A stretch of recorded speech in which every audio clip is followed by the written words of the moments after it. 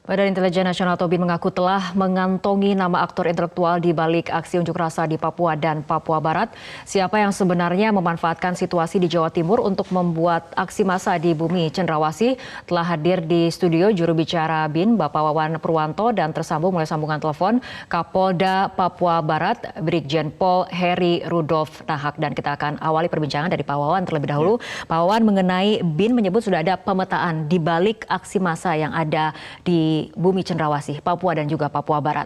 Siapa yang dimaksud? Ataukah aktor intelektual memang sudah dikantongi oleh BIN? Ya, sebetulnya ini kan secret ya, tidak diungkap kepada publik. Tapi setidaknya kita sudah mewaspadai sejumlah pihak dan nantinya juga akan ditindaklanjuti oleh pihak kepolisian, di mana pihak kepolisian juga sudah menemukan orang-orang dan nantinya juga ditindaklanjuti di masyarakat dengan pelaporan-pelaporan tentunya, karena memang ini sudah menjadi perintah Presiden bahwa tidak ada tempat untuk adanya suatu tindak pidana, rasisme dan sebagainya. Dan intinya adalah kita penegakan hukum, monggo kita teruskan, lantas kita tetap ingin ada suatu ketenangan dan kedamaian di masyarakat dan kita ingin Papua damai tetap menjadi suatu prioritas. Dan kedepannya untuk tidak terulang lagi hal seperti ini, karena kita menginginkan situasi yang kondusif. Dengan kondisivitas inilah maka masyarakat bisa beraktivitas menginginkan secara normal, situasi gitu. yang kondusif seperti itu. Tapi kalau misalnya kita lihat dari pernyataannya Kepala Staf Kepresidenan Bapak Muldoko tadi mengatakan adanya memang ada kepentingan kelompok tertentu yang memanfaatkan situasi.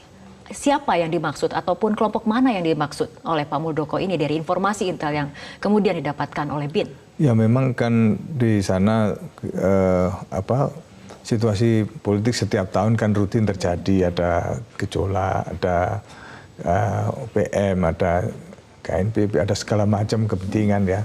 Di samping juga kepentingan di dalam kehidupan sehari-hari dan masalah ekonomi dan sebagainya. Dan itu karena menjadi hal yang rutin ya, sehingga kita juga menanganinya juga kemudian tapi rutin. Tapi info-info seperti ini, pemetaan seperti ini kemudian selalu disalurkan ataupun selalu diinformasikan kepada aparat berwenang, apalagi ataupun yang dalam hal ini adalah Polri?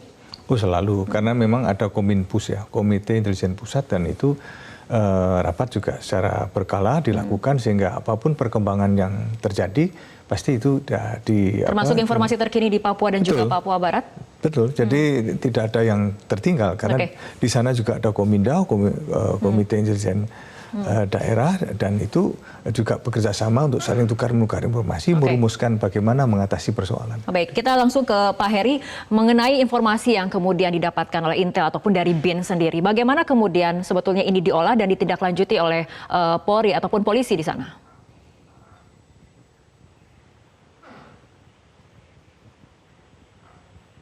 Pak Heri? Halo, ya. Ya, Pak Heri, mengenai informasi-informasi yang kemudian sudah dikumpulkan oleh BIN dan kemudian sudah disampaikan kepada Polri, bagaimana ini kemudian ditindaklanjuti?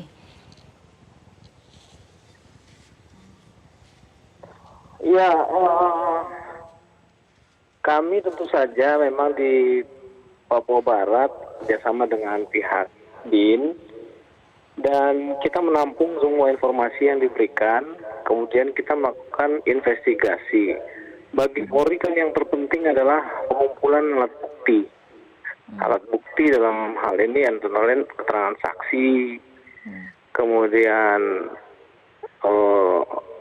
bukti-bukti yang bisa kita temukan di TKP, di lapangan. Itulah yang menjadi dasar bagi kami untuk melakukan investigasi. Tapi sejauh ini bagaimana kemudian perkembangan pengusutan dari provokator aksi massa khususnya di Papua?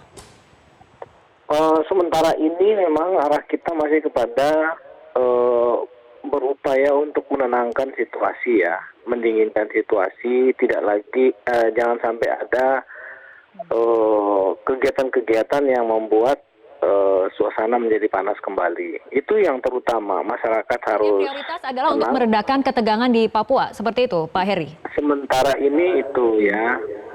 Perintah untuk melakukan investigasi itu kan memang sudah wajib kita kerjakan. Alat bukti juga sudah kita kumpulkan. Sebagai contoh misalnya kami minta agar Puslapor Mabes Polri dan Pusinafis dari Mabes Polri untuk datang mensupport untuk mulai mengumpulkan alat bukti. Kemudian tentu saja kita juga mencari keterangan saksi selama ini untuk mulai mengumpulkan alat bukti tersebut.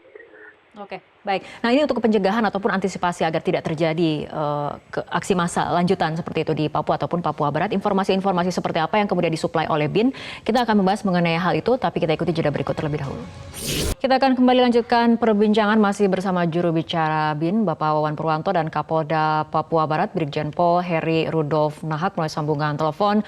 Pak Heri, mengenai langkah dari Kominfo yang kemudian membatasi jaringan internet ataupun memperlambat konektivitas dari internet sendiri, ini bagaimana kemudian dampaknya saat ini? Apakah sudah kembali normal atau bagaimana? Sementara belum, Mbak. Memang kami berkoordinasi dengan Bareskrim Polri, meminta kepada Kominfo untuk mengurangi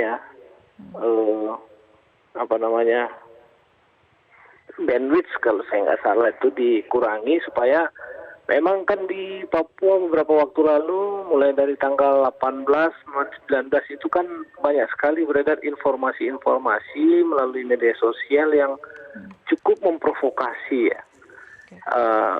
massa untuk melakukan melakukan unjuk rasa kemarin itu. Nah, dengan melakukan ini memang kita berharap supaya tidak terlalu banyak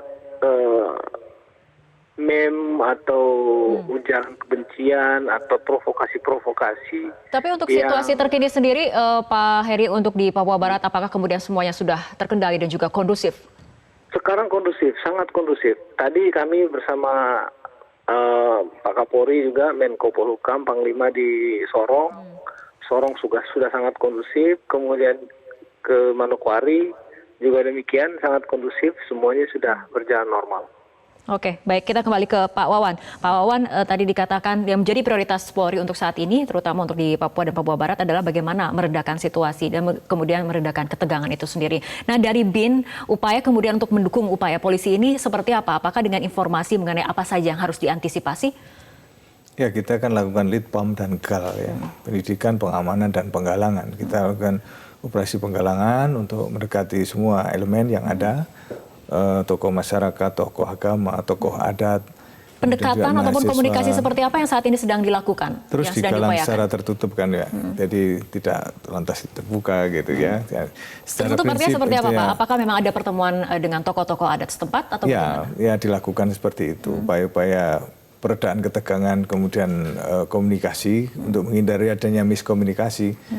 Karena selama ini kan akibat kesalahpahaman yang terjadi itu sehingga akhirnya diterima keliru, sehingga mereka justru mengedepankan emosi daripada rasio. Nah, inilah sebabnya maka ini yang perlu dijelaskan kepada seluruh elemen masyarakat. Dan bumi ini adalah bumi kita semua, tidak untuk suku tertentu atau apa, tidak. Kemudian juga kita sampaikan hal-hal yang intinya membangun kebersamaan, trust publik. Ya. Saya sendiri secara pribadi punya anak asuh dari Papua, ya, sehingga saya juga tidak bisa lantas mengedepankan hal-hal yang sangat rasis. Nah, tapi secara prinsip masyarakat sekarang sudah mulai mengetahui duduk perkaranya, tinggal bagaimana ditindaklanjuti dengan penegakan hukum sehingga masyarakat lebih melihat satu aksi nyata bahwa ini memang ada langkah-langkah progresif yang disampaikan oleh pemerintah bahwa kita adalah melindungi segenap bangsa dan seluruh tumpah darah Indonesia. Tapi informasi misalnya mengenai adanya kelompok tertentu yang memang memiliki kepentingan ataupun aktor intelektual, kemudian semuanya sudah diberikan karena memang ada Kominda, Kominda, Komite Intelijen Daerah, itu kan rapat bersama dari seluruh unsur intelijen yang ada. Dan Kominpus, Komite Intelijen Pusat, itu rapat bersama kementerian lembaga terkait mengenai apa-apa yang terjadi. Dan memang ini juga tidak untuk umum. Artinya dibuka di rapat itu untuk bagaimana antisipasi dan selanjutnya tindak lanjut dan bagaimana upaya mengatasi ke depan. Karena memang masalah ini kan terus berlangsung ya ancaman dari Polexos Butankam itu terus terjadi dan itu wajar di era demokrasi ya. Karena mesti ada dinamika politik. Dan yang penting adalah bahwa kita mengatasi dengan kepala dingin ya, tidak lantas menimbulkan gejolak baru begitu. Pertanyaan terakhir, aktornya apakah ada di dalam negeri atau ada campur tangan dari luar? Ya, ini semuanya tidak untuk dibuka ke publik ya. Intinya ada seperti itu dan itu untuk konsumsi aparat keamanan. Doakan saja mudah-mudahan semuanya tetap teratasi dan kita dalam kondisi yang baik-baik saja. Kita harapkan langkah dari semua pihak yang terkait bisa kemudian menjaga damai di bumi Cendrawasih seperti itu ya. Baik Pak Wawan dan juga tadi Kapolda Papua Barat, terima kasih telah bergabung sama kami dalam Prime Time News untuk malam hari ini.